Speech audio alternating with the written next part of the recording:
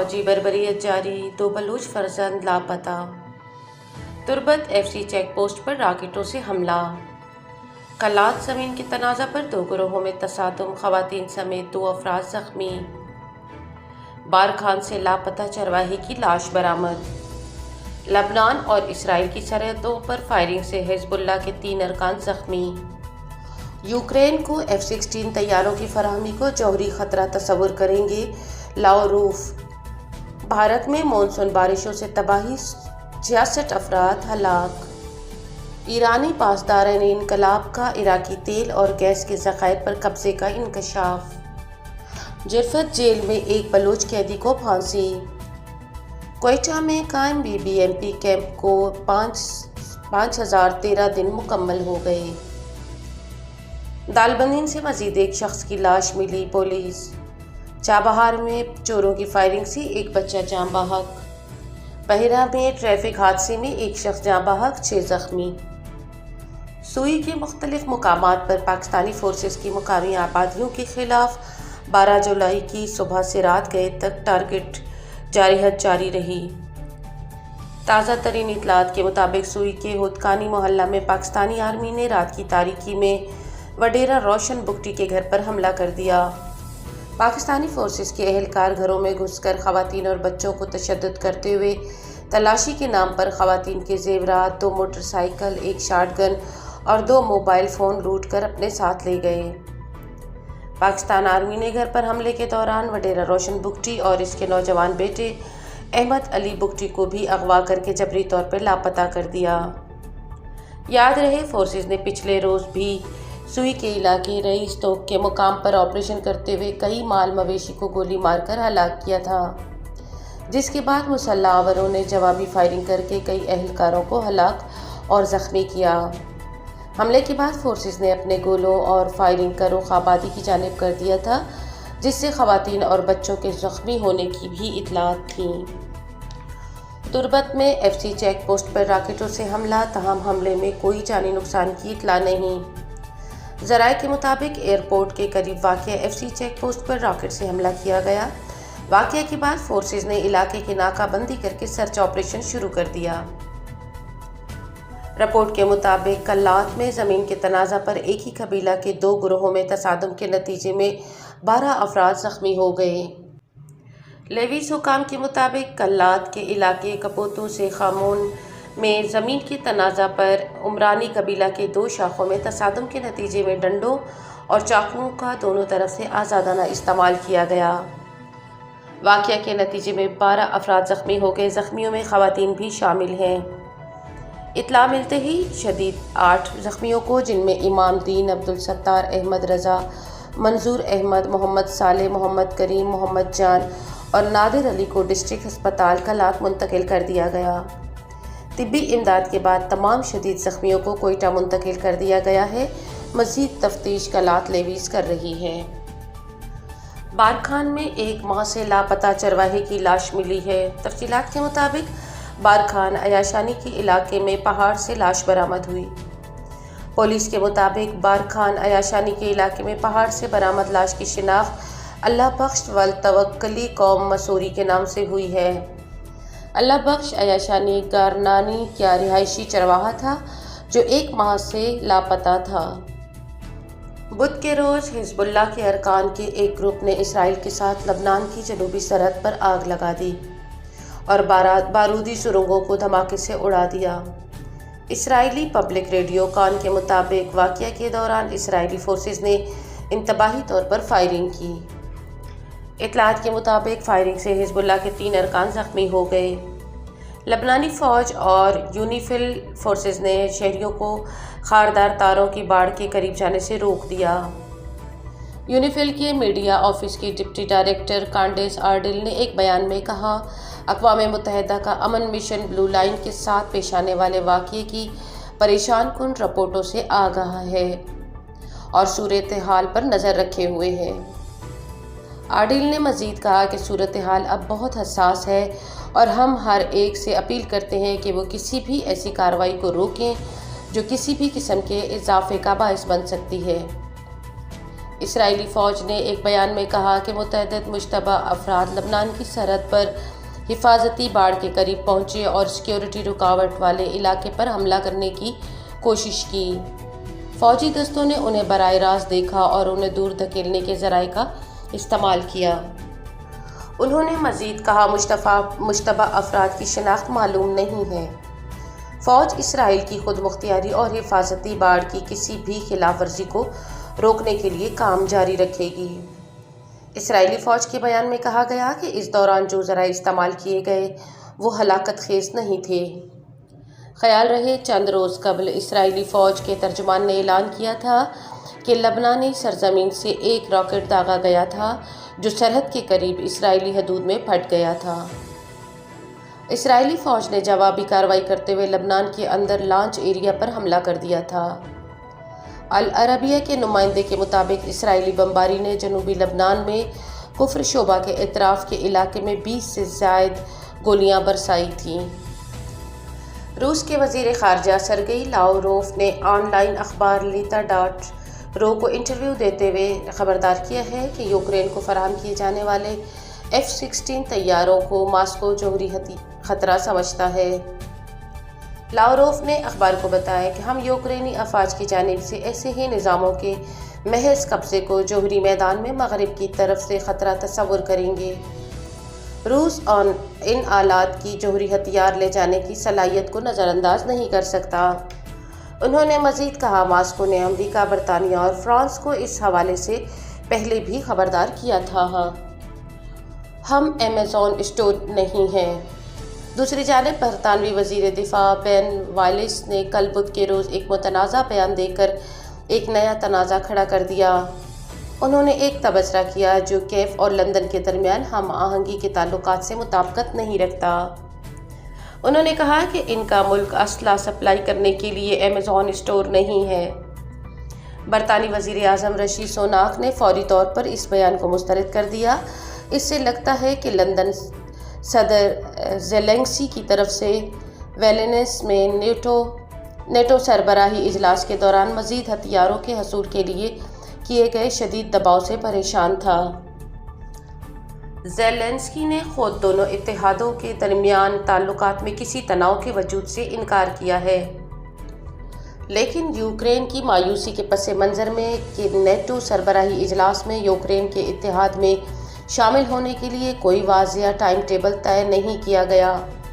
وائلس کے تبصروں نے اختلافات پیدا کرنے کے ساتھ برطانیہ کے یوکرین کو اسلحہ دینے سے متعلق معاملے پر کئی سوالات کھڑے کر دیے ہیں۔ زیلنسکی نے ان بیانات کا اعادہ کیا جو انہوں نے لتوانیا سربراہی اجلاس میں دیے تھے، جس میں انہوں نے کہا تھا کہ ہم اس بارے میں شکوک و شبہات کو دور کر دیا ہے کہ آیا یوکرین اس اتحاد میں شامل ہوگا یا نہیں۔ بھارت میں مانسون کی شدید بارشوں کی وجہ سے لینڈ سلائڈنگ اور سیلاب سے ملک کے شمال میں 66 افراد ہلاک ہو گئے، جبکہ طغیانی اور شدید برف باری کے باعث سیاح الگ تھلگ علاقوں میں پھنس کے رہ گئے۔ بھارتی ٹیلی ویژن پر دکھائے جانے والی فوٹیج کے مطابق سب سے زیادہ متاثرہ ریاست ہماچل پردیش میں موسلا دھار بارش کا پانی گاڑیوں کو بہا لے گیا، عمارتیں تباہ اور پل منہدم ہو گئے۔ ریاستی امدادی اہلکار اومکار شرما نے کہا ہفتے کے روز سے کم از کم 33 افراد ہلاک ہو چکے ہیں۔ ریاستی پولیس کے سربراہ ستونت اٹوال نے فرانس پریس ایجنسی کو تصدیق کی ہے کہ امدادی ٹیموں کو 40 غیر ملکیوں کی مدد کے لیے بلایا گیا تھا، جن میں 14 روسی اور 12 ملائیشی شہری سیاحتی مقام پر پھنسے ہوئے تھے۔ ریاست کے وزیر اعلیٰ سکھویندر سنگھ سوکھو نے ٹویٹر پر کہا شدید برف باری اور خراب موسم نے کسی بھی جگہ سے لوگوں کو نکلنا بہت مشکل بنا دیا ہے۔ ہم تمام آپشنز پر غور کر رہے ہیں۔ حکام کے مطابق متعلقہ ریاست اتراکھنڈ میں کم از کم 12 افراد ہلاک ہوئے، جن میں 9 افراد ایک ہائی وے پر کاروں پر گرنے والے ملبے کا نشانہ بنے۔ اتراکھنڈ کے وزیر اعلیٰ پشکر سنگھ دامی نے ٹویٹر پر لوگوں سے اپیل کی ہے کہ جب تک بالکل ضروری نہ ہو کسی بھی سفر سے گریز کریں۔ انڈین ریاست پنجاب میں بھی سیلاب سے 10 افراد ہلاک ہوئے اور املاک کو بھاری نقصان پہنچا ہے۔ بھارت کی سب سے زیادہ آبادی والی ریاست اتر پردیش میں 11 افراد ہلاک ہو گئے۔ حکام کے مطابق دارالحکومت نئی دہلی میں مون سون کی بارشیں شدت اختیار کر رہی ہیں۔ ریکارڈ بارشوں کے بعد پیر کو اسکول بند کر دیے گئے۔ انڈین دارالحکومت کی کئی سڑکیں زیر آب آ چکی ہیں۔ متوقع سیلابی صورتحال کے باعث الرٹ جاری کیا گیا ہے۔ سائنسدانوں کا خیال ہے کہ موسمیاتی تبدیلی جنوبی ایشیا میں مون سون کی بارشوں کو زیادہ بھاری اور بے قاعدہ بناتی ہے۔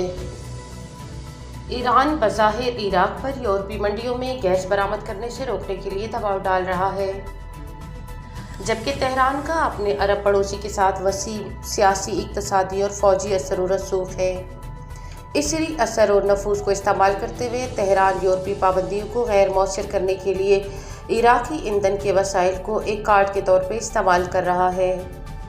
ایران نے ایک حالیہ برطانوی رپورٹ کے مطابق عراق کو گیس برآمد کرنے کے اس خیال کی سخت مخالفت کی ہے، جس میں اس کا کوئی کردار نہیں ہے، جس سے یہ ظاہر ہوتا ہے کہ تہران اس معاملے کو بلا واسطہ طور پر یورپی فریق کے ساتھ اپنے مذاکرات میں استعمال کر رہا ہے تاکہ پابندیاں ہٹانے میں تیزی لائی جا سکے۔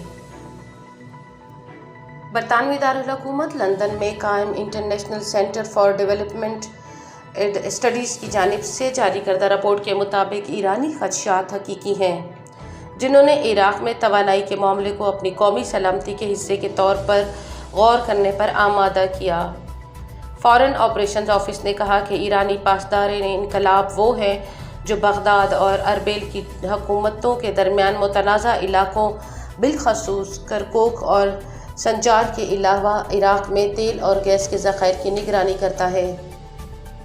ایران نے عراقی وزیر اعظم محمد شاہ السوادانی کی حکومت کے پہلے ہفتوں سے اس میدان میں اپنا اثر و رسوخ مضبوط کیا ہے، کیونکہ ایرانی وزارت تیل نے عراق کے ساتھ 4 ارب ڈالر مالیت کی تکنیکی اور انجینئرنگ خدمات کا معاہدہ کیا تھا۔ International centre for development studies کی رپورٹ میں ایران کے لیے کرکوک کی اہمیت پر روشنی ڈالی گئی، جو اپنے جنوبی علاقوں سے گیس برآمد کرنے کا خواہش مند ہے۔ کرکوک گیس پائپ لائن کے درمیان ایک ایسے مقام پر واقع ہے جسے ایران شام تک پھیلانے کا ارادہ رکھتا ہے۔ اس کے علاوہ کرکوک اور وہاں سے بحیرہ روم تک شام کے ساحل پر کرکوک بانیاس پائپ لائن کو دوبارہ فعال کر کے ایران اپنا تیل برآمد کرنا چاہتا ہے۔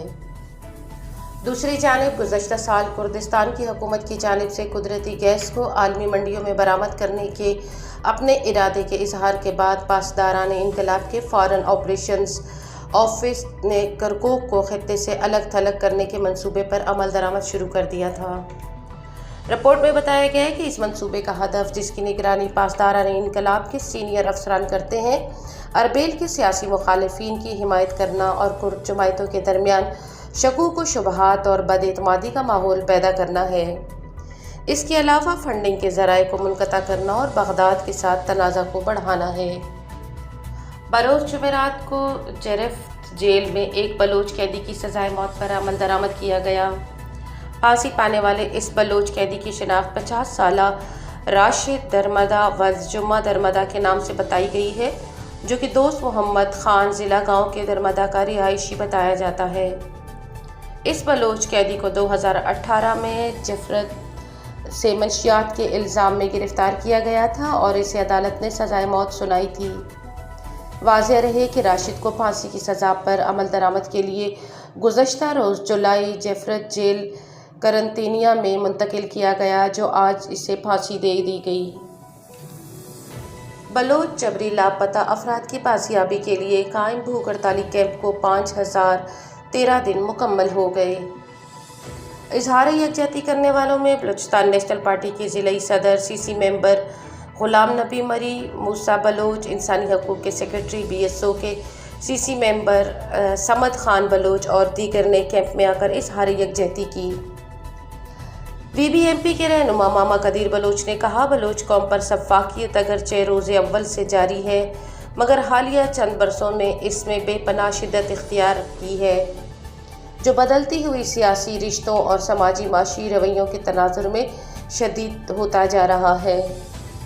ماما نے کہا، آبادیوں پر فوجی کارروائیوں کی صورت میں ظلم کے پہاڑ توڑے جا رہے ہیں، ظالمانہ اقدامات میں 2001 کی شدت سے شروع ہونے والے مارو اور پھینک دو کی پالیسی اب تک بھیانک ترین ہے، جو بلوچستان کے طول و عرض میں جبری طور پر اغوا کیے گئے بلوچ فرزندوں کی خفیہ ٹارچر سیلوں میں شدید جسمانی تشدد کے بعد لاشیں مسخ کر کے پھینکنے پر منتج ہے۔